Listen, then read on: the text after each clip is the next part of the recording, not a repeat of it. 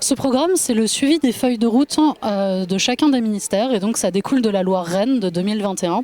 Et donc ce programme existe depuis réellement 2022. Donc c'est à la fois assez récent, mais on a en même temps assez de recul grâce à l'ADEME et à ses études pour savoir là où on doit agir. Et donc dans ce programme, on prend à la fois les DSI et les DNUM de chaque ministère pour les accompagner sur la réduction de l'empreinte environnementale du numérique, à la fois sur le matériel, à la fois sur les data centers, à la fois dans l'éco-conception des services numériques, mais aussi sur les innovations et donc l'IA.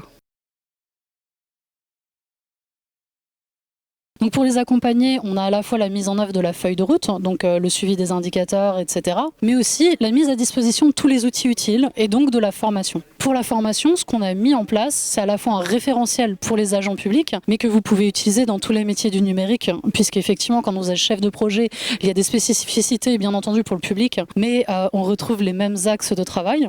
Et puis, on a mis en place des formations. Ces formations sont accessibles pour les agents publics sur Mentor, donc la plateforme de formation des agents publics. Et puis, vous pouvez retrouver toutes les ressources qu'on a utilisées, donc les vidéos experts, les podcasts, etc., sur le site Minumeco et les utiliser pour former vos salariés, vos agents.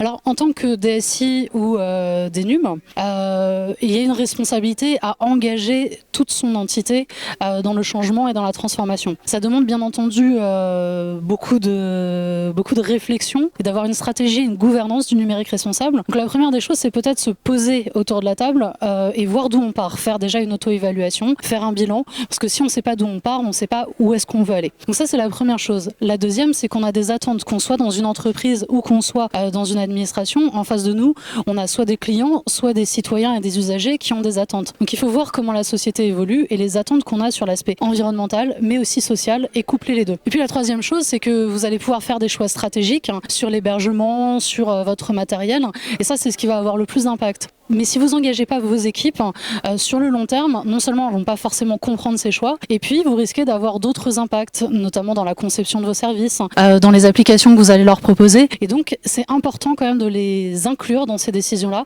Et puis tout au long de la vie du salarié ou de l'agent, de les former, de leur proposer de l'information et de les accompagner vers un numérique plus responsable.